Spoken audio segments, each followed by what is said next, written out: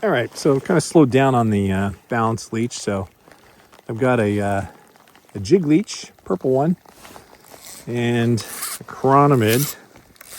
Let's see if maybe I can throw it off the edge here. See what I might be able to find.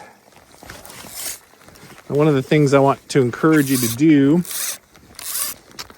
is, get it out there a little ways.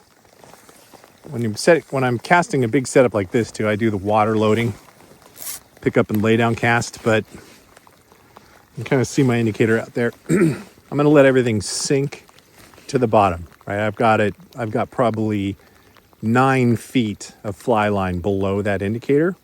It's about the length of my fly rod.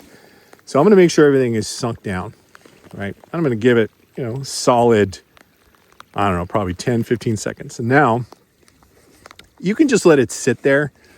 But the reality is you're going to have a far greater chance of catching fish if you start moving your setup very slowly in your direction, right? Because you're covering more water, right?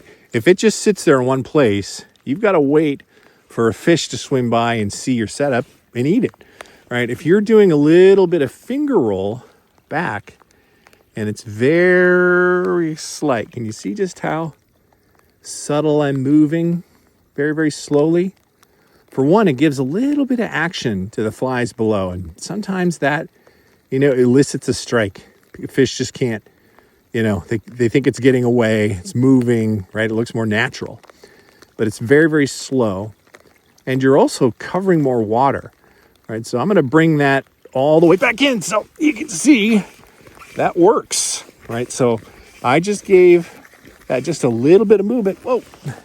And long release there using barbless hooks. Sometimes that happens. But the lesson there, right, is I gave that fly a little bit of movement when using an indicator. And I'm doing some lake fishing here, so it's still water. And I got a fish to eat it, right, just because I gave it a little action. So try that the next time you're out there fly fishing. So there's your fly fishing pro tip of the trip. All right, everybody. Till the next time, fish on.